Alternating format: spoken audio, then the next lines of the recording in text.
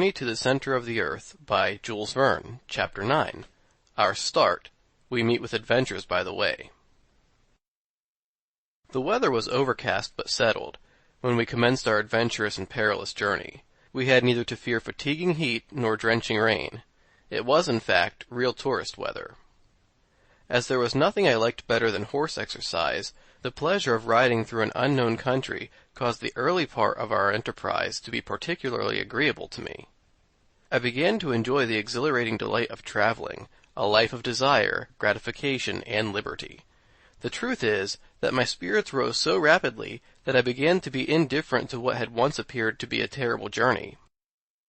After all, I said to myself, simply to take a journey through a curious country, to climb a remarkable mountain, and, if the worst comes to the worst, to descend into a crater of an extinct volcano. There could be no doubt that this was all this terrible Saknussemm had done.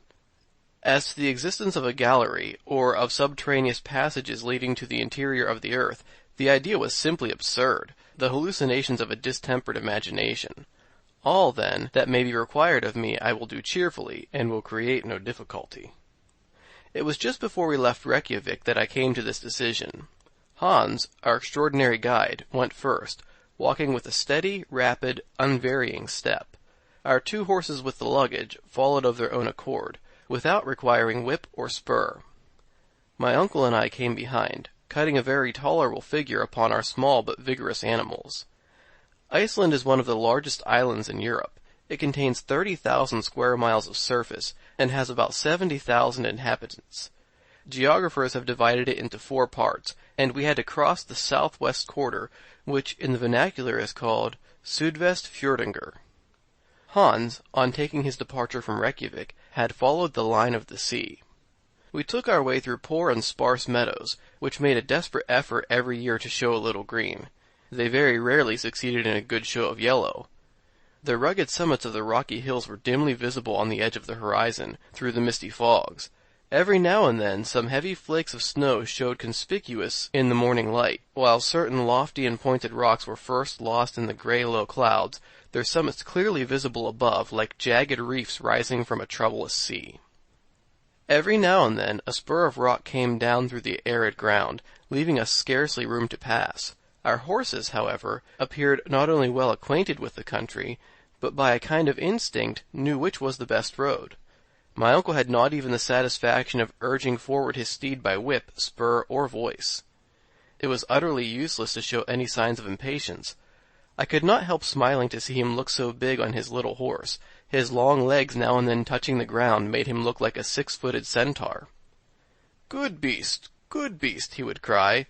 I assure you that I begin to think no animal is more intelligent than an Icelandic horse. Snow, tempest, impracticable roads, rocks, icebergs, nothing stops him. He is brave, he is sober, he is safe. He never makes a false step, never glides or slips from his path. I dare say that if any river, any fjord has to be crossed, and I have no doubt there will be many, you will see him enter the water without hesitation like an amphibious animal, and reach the opposite side in safety. We must not, however, attempt to hurry him. We must allow him to have his own way, and I will undertake to say that between us we shall do our 10 leagues a day.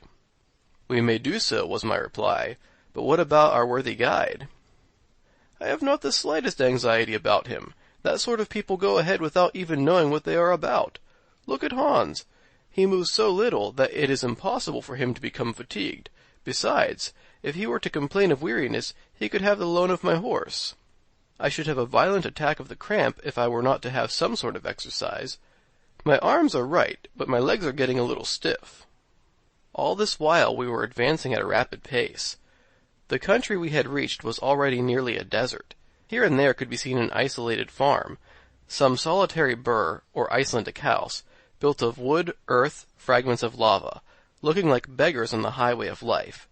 These wretched and miserable huts excited in us such pity that we felt half disposed to leave alms at every door. In this country there are no roads, paths are nearly unknown, and vegetation, poor as it was, slowly as it reached perfection, soon obliterated all trace of the few travelers who passed from place to place. Nevertheless, this division of the province, situated only a few miles from the capital, is considered one of the best cultivated and most thickly populated in all Iceland. What, then, must be the state of the less known and more distant parts of the island? After traveling fully a half Danish mile, we had met neither a farmer at the door of his hut, nor even a wandering shepherd with his wild and savage flock. A few stray cows and sheep were only seen occasionally. What, then, must we expect when we come to the upheaved regions, to the districts broken and roughened from volcanic eruptions and subterraneous commotions? We were to learn this all in good time. I say, however, on consulting the map, that we avoided a good deal of this rough country by following the winding and desolate shores of the sea. In reality, the great volcanic movement of the island and all its attendant phenomena are concentrated in the interior of the island. There, horizontal layers or strata of rocks, piled one upon the other, eruptions of basaltic origin, and streams of lava have given this country a kind of supernatural reputation. Little did I expect, however, the spectacle which awaited us when we reached the peninsula of Sneffels, where agglomerations of nature's ruins form a kind of terrible chaos. Some 2 hours or more after we had left the city of Reykjavik, we reached the little town called Eolkirkja, or the principal church. It consists simply of a few houses, not what in England or Germany we should call a hamlet. Hans stopped here 1/2 hour. He shared our frugal breakfast, answered yes and no to my uncle's questions as to the nature of the road, and at last, when asked where we were to pass the night, was as laconic as usual. Gardar, was his one-worded reply. I took occasion to consult the map, to see where Gardar was to be found. After looking keenly, I found a small town of that name on the borders of the Hjallfjord, about 4 miles from Reykjavik.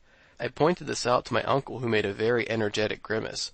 "Only 4 miles out of 22? Why, it is only a little walk." He was about to make some energetic observation to the guide, but Hans, without taking the slightest notice of him, went in front of the horses, and walked ahead with the same imperturbable phlegm he had always exhibited. 3 hours later, still traveling over those apparently interminable and sandy prairies, we were compelled to go around the Kallafjord, an easier and shorter cut than crossing the gulfs.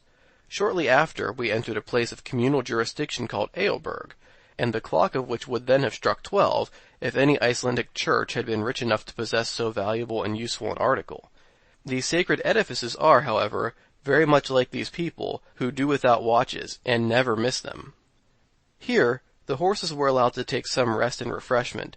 Then, following a narrow strip of shore, between high rocks and the sea, they took us without further halt to the Eolkirkja of Brantar, and after another mile, to Sarbur Annexia, a chapel of ease, situated on the southern bank of the Hjallfjord. It was about 4 o'clock in the evening, and we had traveled 4 Danish miles, about equal to 20 English. The fjord was in this place about half a mile in width. The sweeping and broken waves came rolling in upon the pointed rocks. The gulf was surrounded by rocky walls, a mighty cliff, 3,000 feet in height, remarkable for its brown strata, separated here and there by beds of tufa of a reddish hue. Now, whatever may have been the intelligence of our horses, I had not the slightest reliance upon them as a means of crossing a stormy arm of the sea. To ride over salt water upon the back of a little horse seemed to me absurd. If they are really intelligent, I said to myself, they will certainly not make the attempt. In any case, I shall trust rather to my own intelligence than theirs. But my uncle was in no humor to wait. He dug his heels into the sides of his steed, and made for the shore. His horse went to the very edge of the water, sniffed at the approaching wave, and retreated. My uncle, who was, sooth to say, quite as obstinate as the beast he bestrode, insisted on making the desired advance.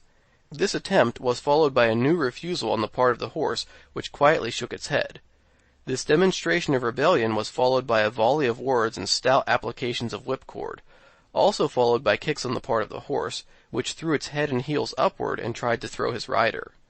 At length, the sturdy little pony, spreading out his legs in a stiff and ludicrous attitude, got from under the professor's legs and left him standing, with both feet on a separate stone, like the Colossus of Rhodes. "Wretched animal!" cried my uncle, suddenly transformed into a foot-passenger, and as angry and ashamed as a dismounted cavalry officer on the field of battle. "Varya," said the guide, tapping him familiarly on the shoulder. "What, a ferry-boat?" "Der," answered Hans, pointing to where lay the boat in question. "There." "Well," I cried, delighted with the information, "So it is." "Why did you not say so before?" cried my uncle. "Why not start at once?" "Tid vatten," said the guide. "What does he say?" I asked, considerably puzzled by the delay and the dialogue. "He says tide," replied my uncle, translating the Danish word for my information. "Of course, I understand. We must wait till the tide serves." "For Beda?" asked my uncle. "Ja," replied Hans. My uncle frowned, stamped his feet, and then followed the horses to where the boat lay. I thoroughly understood and appreciated the necessity for waiting, before crossing the fjord, for that moment when the sea, at its highest point, is in a state of slack water. As then neither ebb nor flow can then be felt, the ferry boat was in no danger of being carried out to sea, or dashed upon the rocky coast. The favorable moment did not come until 6 o'clock in the evening. Then my uncle, myself, and guide, 2 boatmen, and the 4 horses got into a very awkward flat-bottomed boat. Accustomed as I had been to the steam ferry boats of the Elbe, I found the long oars of the boatmen but sorry means of locomotion. We were more than an hour in crossing the fjord, but at length the passage was concluded without accident. Half an hour later we reached Gardar. End of chapter 9.